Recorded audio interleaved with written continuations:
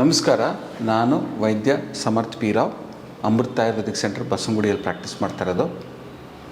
ಈ ಸಂಚಿಕೆಯಲ್ಲಿ ಈ ವಾತವ್ಯಾಧಿಯಲ್ಲಿ ನಾವು ಏನೇನು ಮಾಡಬೇಕು ಅಂತ ತಿಳಿಸ್ಕೊಡ್ತೀನಿ.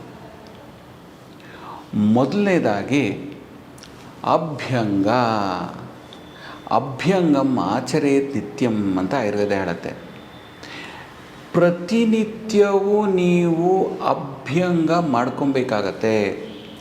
Ayurvedic self massage. ನೀವು ಸ್ನಾನ ಮಾಡುವಾಗ ಆ ಸೋಪ್ ತಗೊಂಡು ಮೈಯಲ್ಲೆಲ್ಲ ಕೊನೆಯಲ್ಲಿ ತಿಕ್ತೀರಾ ಕೊಳೆ ಹೋಗಬೇಕು ಅಂತ. ಬಟ್ ನೀವು ಆರೋಗ್ಯ ಬರಬೇಕು ಅಂತ ಮೈಯಲ್ಲಿರೋ ಜಾಗ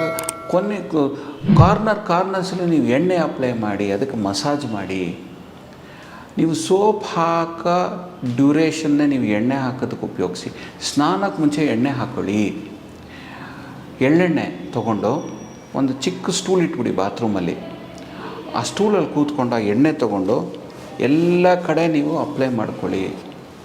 ಒಂದು ಸಲ ನಿಮ್ಮ ಕೈ ಸ್ಮೂತಾಗಿ ನಿಮ್ಮ ದೇಹದ ಮೇಲೆ ಸವರಿದ್ರೆ ಅಲ್ಲಿ ರಕ್ತ ಸಂಚಾರಣೆ ಇಂಪ್ರೂವ್ ಆಗುತ್ತೆ, ನರಗಳಿಗೆ ಶಕ್ತಿ ಬರುತ್ತೆ, ನಿಮ್ಮ ಮಾಂಸಖಂಡಗಳಿಗೆಲ್ಲ ಶಕ್ತಿ ಬರುತ್ತೆ, ಮೂಳೆಗಳಿಗೆ ಶಕ್ತಿ ಬರುತ್ತೆ. ಮಸಾಜ್ ಅಥವಾ ಅಭ್ಯಂಗ, ಎಳ್ಳೆಣ್ಣೆ ಅಥವಾ ಮೆಡಿಕೇಟೆಡ್ ಆಯಿಲ್, ಆಯುರ್ವೇದಿಕ್ ಆಯಿಲ್ ಕೊಡೋದು ಡಾಕ್ಟ್ರುಗಳ ಅವ್ರ ಹತ್ರ ಅದು ಮಾಡ್ಕೊಳ್ಳಿ. ಅಥವಾ ಆಯುರ್ವೇದಿಕ್ ಸೆಂಟ್ರಿಗೆ ಹೋಗಿ ಅಭ್ಯಂಗ ಮಾಡಿಸ್ಕೊಳ್ಳಿ. ಇದು ಮೊದಲನೇದು ವಾತವ್ಯಾಧಿಯಲ್ಲಿ. ವಾತ ನೋವು ಕಮ್ಮಿ ಆಗೋದಕ್ಕೆ ಎಣ್ಣೆಗಳು ಹಾಕ್ಕೊಬೇಕು.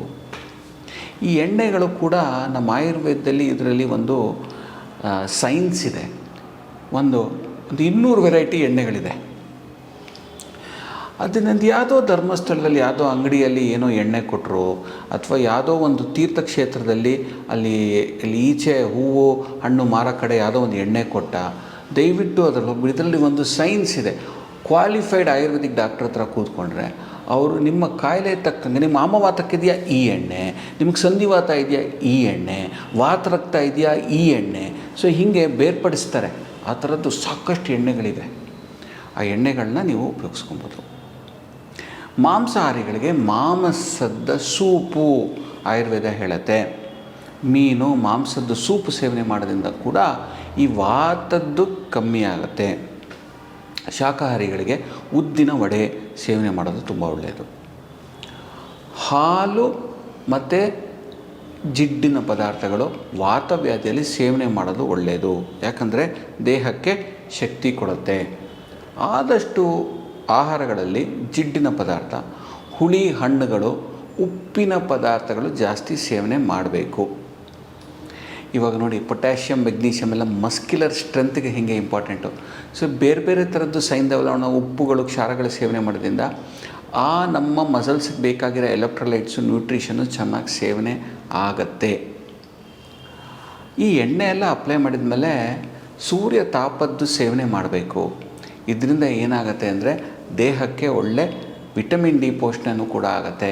ಇದ್ರ ಜೊತೆಗೆ ಆ ತಾಪ ಮಾಡೋದ್ರಿಂದ ಸ್ವೇದನ ಕೂಡ ಆಗುತ್ತೆ.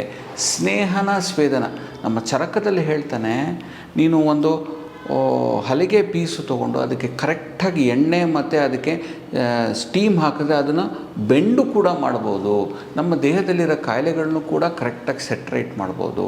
ಅಭ್ಯಂಗ ಮಾಡಿ ಕರೆಕ್ಟಾಗಿ ಸ್ವೇದನ ಮಾಡೋದ್ರಿಂದ ಚೆನ್ನಾಗಿ ಆಗತ್ತೆ. ಇದು ಆದಷ್ಟು ನೀವಿರೋದು ಬಿಸಿಯಾಗಿರೋ ಜಾಗದಲ್ಲಿ ವಾಸಿಸಿರಿ. ಅಂದರೆ ಜಾಸ್ತಿ ತಣ್ಣಗಿರಬಾರ್ದು, ಗ್ರಾನೈಟ್ಗಳು ಜಾಸ್ತಿ ಸೇವನೆ ಇರಬಾರ್ದು. ಕಾರ್ಪೆಟ್ಗಳು ಹಾಕ್ಕೊಳ್ಳಿ, ಅಥವಾ ಮನೇಲಿ ಒಂದು ಸಾಫ್ಟು ವಾರ್ಮ್ ಆಗಿರೋ ಸ್ಲಿಪ್ಪರ್ಸ್ ಹಾಕ್ಕೊಂಡು ಓಡಾಡಿ ಮನೇಲೇ ಅಂತ. ಸೊ ಈ ಥರದ್ದು ಜಾಸ್ತಿ ದೇಹಕ್ಕೆ ಥಂಡಿತನ, ತಂಪುತನ ಇರಬಾರ್ದು, ಸ್ವಲ್ಪ ಬಿಸಿತನ ಇರಬೇಕು. ಅದು ತುಂಬ ಒಳ್ಳೆಯದು. ಮಲಗೋವಾಗಲೂ ಹಾಸಿಗೆ ಸಾಫ್ಟಾಗಿರಲಿ. ತುಂಬ ಗಟ್ಟಿಯಾಗಿರೋ ಹಾಸಿಗೆ ಬೇಡ, ತುಂಬ ತಣ್ಣಗಿರೋ ಹಾಸಿಗೆ ಬೇಡ, ಸಾಫ್ಟಾಗಿರಲಿ. ವಾತ ಕಾಯಿಲೆ ಇರೋರೆಲ್ಲ ಸಾಫ್ಟ್ ಬೆಡ್ಗಳನ್ನೇ ಉಪಯೋಗಿಸ್ಕೊಬೇಕು. ಆಮೇಲೆ ತಾಪ ಸೇವನೆ ಬೇಕಾಗತ್ತೆ. ಸೊ ನಮ್ಮಲ್ಲಿ ಅಭ್ಯಂಗ ಎಲ್ಲ ಆಗಿದ್ಮೇಲೆ ಸ್ಟೀಮ್ ಬಾಕ್ಸ್ ಕೊಡ್ತೀವಿ. ಬಾಷ್ಪ ಸ್ವೇದ ಅಂತ ಒಂದು ಬಾಕ್ಸಲ್ಲಿ ಹಾಕಿ ಸ್ಟೀಮ್ ಕೊಡ್ತೀವಿ.